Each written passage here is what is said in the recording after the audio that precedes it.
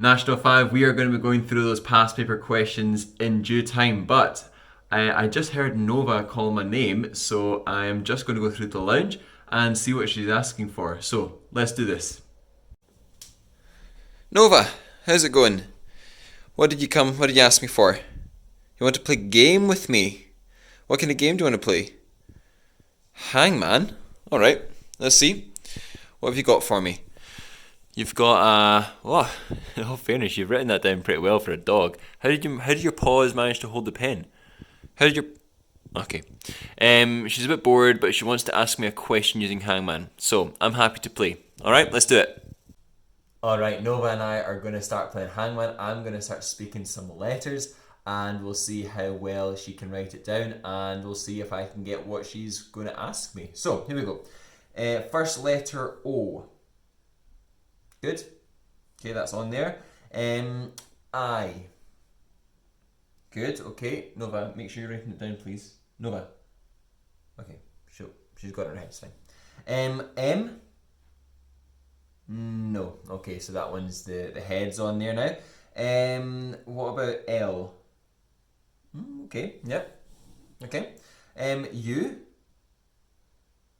Okay, nope. Nova, we're playing a game. You can't sleep. Nova, come on. Come on. Good. Okay. She just gets tired sometimes. Right. T. Good. What about E? E? Okay, good. That's on there. What about W? No, there's no W. Okay. Okay, we'll make sure you give me a body then. Okay? Good. What about G? G? Good. Okay, it's on there. Excellent. What about A? What about A, Nova? Yes, A is on there. Good. K? No, there's no K. There's no K. Okay. N? Nova, stop smelling the... Nova? Nova. We're playing a game, not smelling the carpet. Okay. N is... Yes, N's on there. Good. What about R? R... Nova? No, Nova. Come on. Wake up. Good. What about F? F's not on there. Okay, so give me an arm. C? Yes, okay, I'm getting there. I'm very, very close now. S. Wait a minute. Are you seriously asking me that question? I think I figured it out. Are you seriously asking that question? Right, I'm going to show you this question. I'm going to have to change the camera around. Nova's getting out here because she's scared about my answer. Alright, I'm going to show you this. So let me show you this question that Nova has asked me. Now, bearing in mind she's got paws, her writing is pretty good. So it says this: can I sleep on your bed tonight? That is what she is asking me. So Nova, we are not allowing you to sleep on the bed tonight, I'm afraid. Okay? Nova, I know you're not looking at me because you're nervous about my answer, but you're not sleeping in the bed tonight. I know you ask every single night, but it's not happening. Okay? So I've got to now talk to these guys about past paper questions and dynamics part 2. But thank you for playing Hangman with me. I do appreciate it. Alright? Okay. National 5, it is time for part 2 of dynamics, revision, past paper questions. Let's go there in 3, 2, 1, let's go. Alright, National 5, a bit of fun there with Nova and playing Hangman, but we're now on to the business end, which is dynamics part 2 walkthrough for our past paper questions. Now, the first question is about a racetrack, a speedway, and it says a race consists of 4 laps of a 380 metre oval track. State the displacement of a motorbike from the start line to the finish line for a complete race. So this is actually looking back to what we did last week. We should know that displacement is the shortest distance between 2 points between the start and the finish. But obviously the start and the finish on an oval track or on a circular track is the same point. So we should actually know that displacement is 0 meters. That's what it should be. Alright, because the start and the end point are the same. Now, that was a recap from last week. But now we've got something from this week. The speed time graph of a motorbike for the first 8 seconds of a race is shown. It says calculate the distance travelled by the motorbike in the first 4 seconds of the race.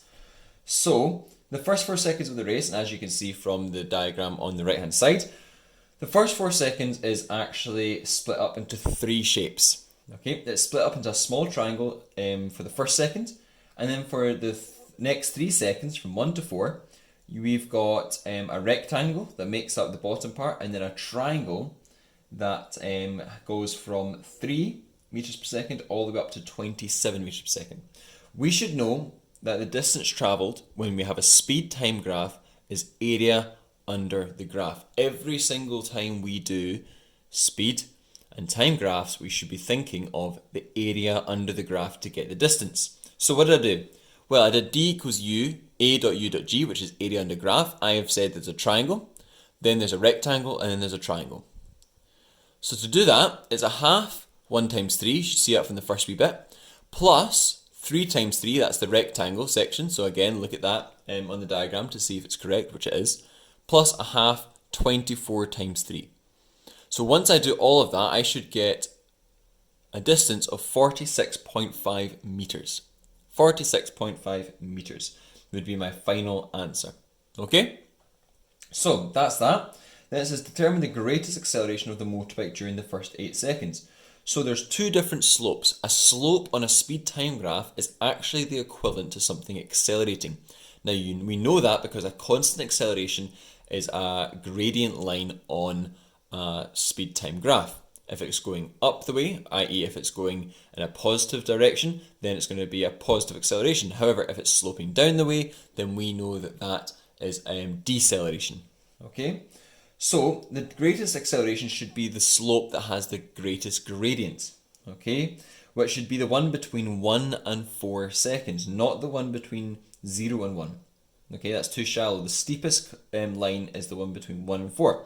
So if we were to do that, A equals V minus U over T. V minus U is 27 minus 3, that's that big slope, divided by 3 seconds, gives us 8 meters per second squared. Okay, 8 meters per second squared. That would be my answer. And that's all good.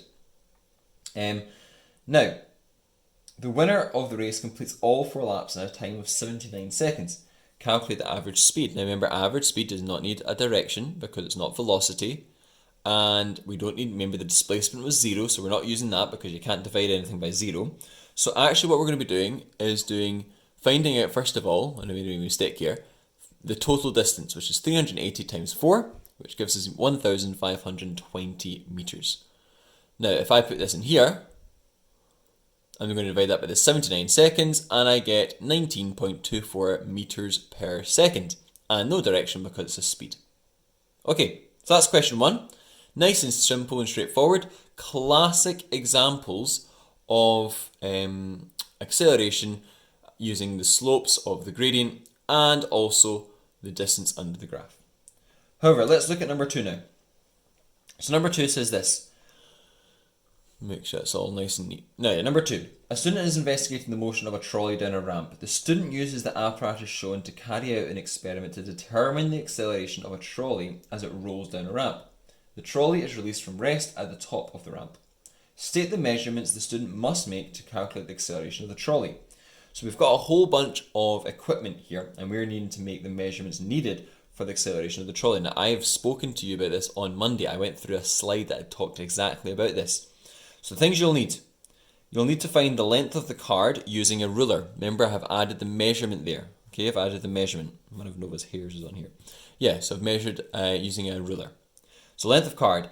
Then I'm going to be doing the time for the card to cut the light gate using the timer. So we know it starts at rest. It starts from the top of the slope, so that's it starting from rest. So we need to know the time for card to cut the light gate using the timer, okay? Or the electronic timer. And then once we've got that, we should be time to go from rest to cutting the light gate using the stop clock. So we need to find A, the length of the card, B, the time it takes to cut the light gate to get the final speed, and then 3, we need the time it takes for the actual trolley to go from this resting position all the way down to the bottom of the slope. Those are the 3 things that we will need to find the acceleration. That there should be something you know. Then it says, suggest one reason why the acceleration calculated from these measurements might not be accurate. Well, one way of it not being accurate is if I then go to the next page, is dancing all over the place, is this here. Let me just get that nice and neat. Yep. Human error in stop clock measurement. Okay, so if you're doing a stop clock and you're starting and stopping it, that's going to cause an error. And also I said another one would be not perfectly at rest at start. So what happens if you actually give it a wee bit of a push when you let it go? So that could cause an error in the results as well. All right. So that's a good little experimental bit. The next one is again another graph, a velocity time graph. And it says calculate the acceleration of this trolley. Okay, so the acceleration of this trolley is going from the 2 seconds all the way up to 4.5 seconds. And you can see that's where it's sloping. And it's going up the way, which means it's accelerating. So all we need to do is A equals V minus U over T. 1.6 minus 0 over 2.5 gives us 0.64 meters per second squared. Finding the acceleration on using a slope, taking the final speed minus the initial speed over the time it takes in that slope. That is a key skill that you need to use every time you get a velocity time graph. So velocity time graphs, two things. One, make sure you can find out the acceleration. And then two, make sure you can find the distance from using the area under the graph. Right, number 3, slightly different, moving away from that. It says a weightlifter applies an upwards force of 1,176 newtons to a barbell to hold it in a stationary position. Describe how the upward force exerted by the weightlifter on the barbell compares with the weight of the barbell. So that is 1 mark. But if it's stationary, keyword there, it means that the forces are balanced. That is something that you should know, and it's something that I expect you to be able to get right in an exam. So therefore, if the mass of the barbell, where we're trying to find out in B, if we know the upward force is equal to the weight because it's stationary and it's balanced forces, then we can basically just say W equals mg, and we can find out the mass of the barbell. So the weight is just going to be 1176 divided by 9.8, gives me 120 kilograms that he is lifting. Alright, very straightforward, very easy, a nice question. There's actually more to this question, but we've not covered it yet. Okay, but hopefully that helps now. So, that's that. Let's go into the last one, number 4. Okay, so number 4 says this. In a rowing event, a boat moves off in a straight line. A graph of the boat's motion is shown, and you see the graph there. Calculate the acceleration of the boat during the first 25 seconds. We've done this 2 times already. So it's just, again, A equals V minus U. Then you get V from the top part, 4.8, minus 0, because that's where it starts from, divided by the 25 seconds it takes to accelerate. That gives us 0.192 meters per second squared. We should not find this tricky anymore. Okay, that's the 3rd time we've done it. Then it says describe the motion of the boat between 25 and 450. That's something again you should be able to do. It's constant velocity. When it's a straight line, it's constant velocity. Okay? So that's number 2. Now, B says the boat comes to rest after 510 seconds. Calculate the total distance travelled by the boat. Okay, so we've got another page done, which is good. So let's move this off. So this one here says calculate the total distance travelled by the boat. Again, distance equals area under graph. We've got a triangle, a rectangle, and a triangle again. So if I was to do this here, you'd see a half base times height plus base times height plus a half base times height. And then we're just using the values that we get. Okay, so half 25 times 4.8 is the first triangle. Then plus 425 plus 4.8. Now remember, it's not 450 because we have to take away the 25 at the beginning. Then the last one is a half of 60 times 4.8. If I do all that maths correctly, I get 2,244 meters, and that is correct. Okay. And then the last one, the average velocity of the boat, and it says a direction is not required, so it's giving you an out there by saying that it is the velocity, but it's not needing a direction, is S over T. So remember the equation is S because S is displacement and T is time. And because it's a rowing boat, of course the displacement is just going to be the shortest distance between 2 points because they've gone straight from one point to the next on the water. So it's just going to be 2,244 divided by the total time, which is 510, which gives us 4.4 meters per second. Right, and that concluded that. Now, I would say this distance equals area under graph and acceleration stuff should not be tricky. These are where you should be getting marks in your exam. 100% should be getting marks in your exam for this. Alright, so anyone who does distance, speed, time, when you've got given a speed or velocity time graph, okay, should never get that wrong. Okay, I'm telling you this now, you should never get that wrong. It should always be the area under the graph. So that is the past paper questions this week. I will have the solutions as well attached as well, so you can have a look at this. But that is all for now. So well done, National 5, yet again for another solid week of work, and I hope you have a great weekend.